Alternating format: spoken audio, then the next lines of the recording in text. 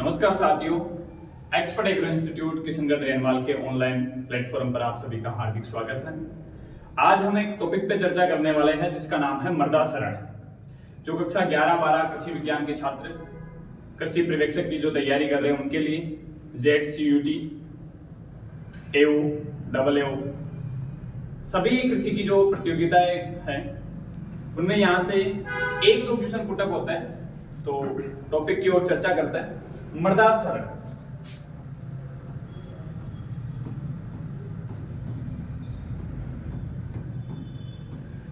तो बात करें कि मृदा शरण होता क्या है।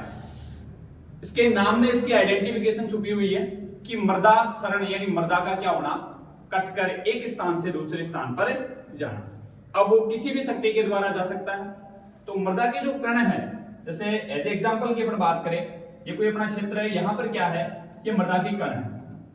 ये मृदा के कण किसी भी शक्ति के द्वारा एक स्थान से कहां जा रहे हैं, एक स्थान से दूसरे स्थान पर जा रहे हैं। कहां जा रहे हैं, एक स्थान से दूसरे स्थान पर जा रहे हैं, यानी मृदा कणों का कट के एक स्थान से दूसरे स्थान पर जाना क्या कहलाता है, मृदा शरण। इसे हम बोलते हैं आम भाषा में कि मृदा का क्या हो गया, कटाव हो गया।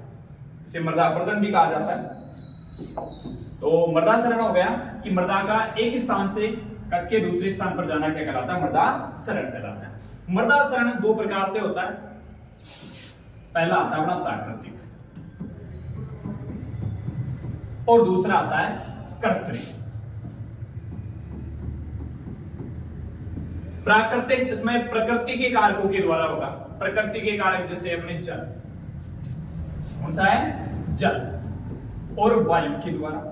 दूसरा कौन सा है, वायु के द्वारा। और जो कृत्रिम है उसमें होता है मनुष्य के द्वारा, मानव के द्वारा, यानी इसमें मानव का हस्तक्षेप होता है।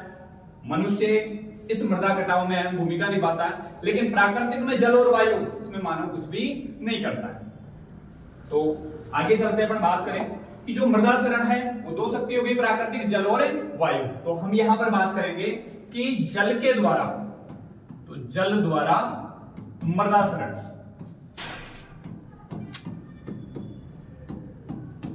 जल द्वारा मृदा शरण, कि जल के द्वारा मृदा का शरण किन किन रूपों में होता है। तो हमारे 4 प्रकार है जल के द्वारा मृदा का कटाव किस प्रकार से होता है। सबसे पहले आता है बौछार। सबसे पहले नंबर 1 पे कौन सा आता है, बौछार। आमतौर पर हम देखते हैं कि जैसे कई बार बारिश होती है तो पहली बारिश की बूंद गिरती है, गिरते ही वो अपने सरफेस पे गिरेगी, धरातल पे गिरेगी, मृदा के ऊपर गिरती है। तो मृदा का कण है बारिश की बूंद की वजह से एक स्थान से दूसरे स्थान पर चला जाता है। जैसे हम लोग कई बार बारिश में पैदल चलते रहते हैं तो देखते हैं कि अपने पैर के जस्ट पीछे जो अपना पैंट होता है वहां पे मिट्टी की कण लग जाते हैं। वो कहां से आए, मतलब बौछार, कि जैसे बारिश की बूंद मृदा के ऊपर गिरती है तो मृदा के कण क्या होते हैं, अपने मूल स्थान से, जहां वो रह रहे थे वो क्या हो गया उनका मूल स्थान, और उस मूल स्थान से इधर उधर तितर बितर, जिसे हम बोलते हैं कि मृदा के कणों का जैसे बारिश की बूंद गिरती है, बूंद गिरते ही उन कणों का क्या होता है, अपने मूल स्थान से तितर बितर हो जाना, इधर उधर हो जाना, वो कौन सा कहलाता है, अपना बौछार शरण कहलाता है। इसके द्वारा नुकसान कुछ नहीं होने वाला, क्योंकि जो कण यहाँ था वो थोड़ी सी दूर चला गया और दूर वाला उधर आ गया, तो आसपास इससे नुकसान न के बराबर होता है। तो ये कहलाता है अपना बौछार जल शरण। दूसरा आता है नंबर 2, परत। इसे सीट भी बोलते हैं इंग्लिश में, सीट। तो परत, सीट, परत के द्वारा यानी परत के रूप में क्या होता है, मृदा का शरण होता है। इसके रूप में होता है परत के रूप में। तो इसमें ही होता गया कि एक मृदा जो है एक परत के रूप में, मृदा क्या है, परत के रूप में क्या होती है, बहकर चली जाती है। जैसे कई बार आप लोगों ने देखा होगा, जैसे बारिश होती है और अपने छत का जो पानी है एक पाइप के माध्यम से अपन नीचे उसे उतारते हैं, तो वो पाइप का पानी जिधर से गुजरता है वहां एक आकृति बना के चला जाता है और ऊपरी जो परत थी, लेयर थी, उसको पूरी को लेके चला जाता है। यानी अपन कह सकते हैं कि नग्न आंखों के द्वारा ये शरण दिखाई नहीं देता। यानी ये शरण जो होता है नग्न आंखों के द्वारा दिखाई नहीं देता, यानी अपने को पता ही नहीं चलता कि मृदा का शरण भी हो गया।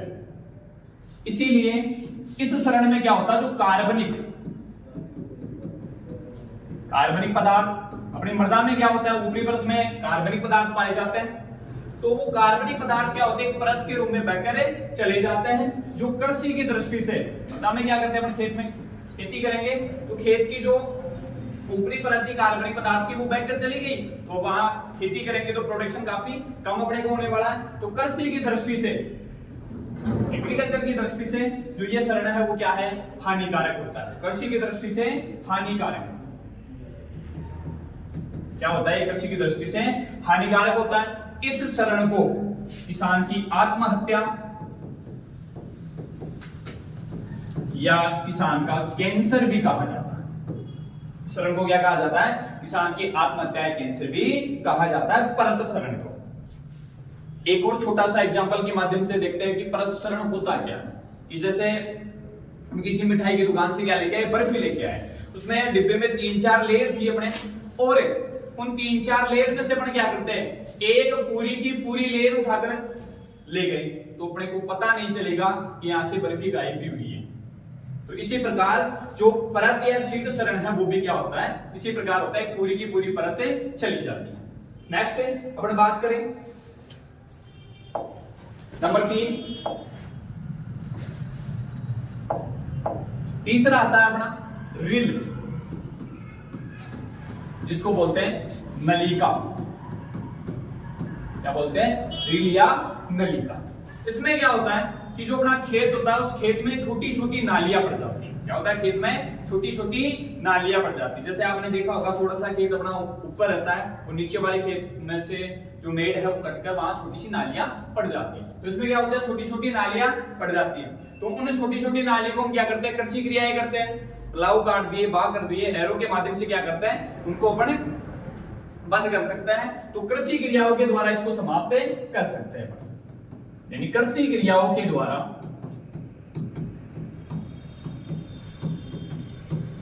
समाप्त किया जा सकता है, समाप्त किया जा सकता है। इसको रिल या नलिका सरण को क्या कर सकते हैं, अपन समाप्त कर सकते हैं। नेक्स्ट नंबर 4 अपन बात करें, 4 आता अपने अवनालिका। अवनालिका, इसमें क्या होता है, ये इस रिल का ही बड़ा रूप है। नाम आ रहा अव, नालिका मतलब इसे नलिका का ही क्या है, बड़ा रूप है। अवनलिका में क्या होता है, गहरे गहरे बड़े बड़े गड्ढे पड़ जाते हैं, जिन्हें कृषि क्रियाओं के द्वारा समाप्त नहीं कर सकते। जैसे अपने राजस्थान में चंबल नदी, यानी जो कोटा संभाग है, उस कोटा संभाग में आपको अवनलिका सरण काफी देखने को मिलेगा, क्योंकि नदी का बहाव क्षेत्र है, उनके आसपास क्या होते हैं, गहरे गड्ढे पड़ जाते हैं, जिन्हें कृषि क्रियाओं के द्वारा आप समाप्त भी नहीं कर सकते। तो ये जो 4 प्रकार थे वो थे अपने प्राकृतिक के जल के द्वारा होने वाले मृदा सरण। अब आता है अपना वायु सरण की बात करें कि मृदा के द्वारा वायु सरण या वायु के द्वारा जो अपना मृदा सरण है वो कैसे हो रहा है। तो वायु द्वारा मृदा सरण,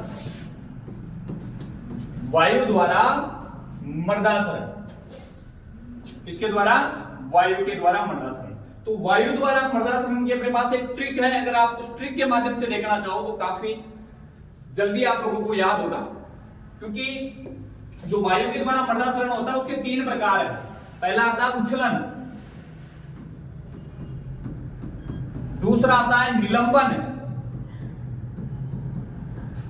और तीसरा आता है सतह सरण। देखना ट्रिक बनाते हैं अपन। उछलन से ले लिया ऊ, उछलन हो गया, ऊ का मतलब उछलन, फिर नी निलंबन, और सतह सरण। तो अपनी ट्रिक बन गई यहां पर 19। क्या बन गई, 19। अब देखना, गौर करना, इन तीनों में क्या है, मृदा हवा के द्वारा उड़कर जाएगी, सीधी सी बात। मृदा किसके द्वारा जाएगी, हवा के द्वारा उड़कर अपने मूल स्थान से दूसरे स्थान पर जाने वाली है। तो इसमें क्या नोट करेंगे अपन कि इस सरण में मृदा के कणों का आकार कितना होगा। हल्की हवा चले तो जरूरी थोड़ी है मोटे कण को उड़ा के लेके जाए, नहीं लेके जाएगी। तो इनके कणों का आकार भी ट्रिक के माध्यम से याद करेंगे। 19 0.1 से 0.5 mm। 19 क्या है? 0.1 से 0.5 mm है। ये क्या हो गया अपना मृदा के कण का आकार हो गया 0.1 से 0.5 mm। अब देखो इन तीनों को इस ट्रिक के माध्यम से देखेंगे कि उछलन में मृदा कणों का आकार कितना होता है। ये का ये टिका दो यहाँ 0.1 से 0.5 mm, यानी इसके मध्य मृदा कणों का आकार होता है। उनमें कौन सा सरण होगा? उछलन। और ये सरण ही वायु के द्वारा सबसे ज्यादा होता है, लगभग 50 से 70% सरण होता है। कितना होता है? 50 से 70%। दूसरा आता है निलंबन।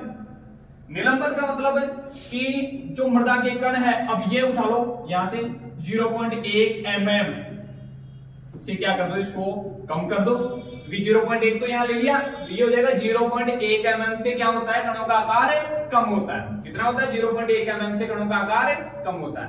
अब इसमें क्या होगा, कई बार आपने देखा होगा जैसे रोशनदान में देखते होगे आप, प्रकाश की जैसी किरण आती है उसमें हवा के कण क्या होते हैं? लटकते हुए दिखाई देते हैं। तो इस निलंबन सरण में क्या होते हैं? हवा के साथ मृदा के जो कण है हजारों किलोमीटर दूर तक चल जाते हैं, लेकिन आकार क्या उनका 0.1 mm से क्या है? कम हो ही जाएंगे। तो ये मृदा सरण सबसे क्या होता है?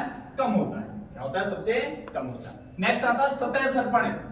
0.1 से 0.5 ले लिए, 0.1 ले लिए, अब क्या लेंगे? 0.5 mm से क्या होगा? 5 तक तो यहां है अपना 0.1 से 0.5 mm। तो 0.5 mm से क्या होगा? ये ज्यादा होगा। क्या होगा? ज्यादा होगा मतलब इसका कण क्या है? थोड़ा मोटा है इन सबसे।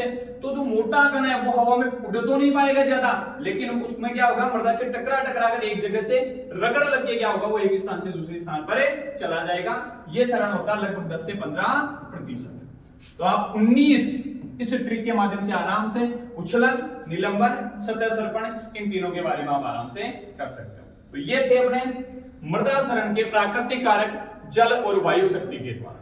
नेक्स्ट आता है कृत्रिम कारक, जिसे त्वरित सरण भी कहते हैं, वो आता है। उसमें ज्यादातर हस्तक्षेप होता है मानव का। किसका होता है? मानव का। अब मनुष्य क्या कर रहा है? कुछ कृषि क्रिया इस प्रकार से कर रहा है कि मृदा कटाव को ज्यादा प्रोत्साहन कर रहा है। तो वो चीजें आती है अपने त्वरित सरण में, जिसमें पूर्णतः मानव का क्या होता है? हस्तक्षेप होता है। नेक्स्ट क्लास में लेकर आएंगे आपके लिए मृदा संरक्षण। धन्यवाद। जय हिंद, जय भारत।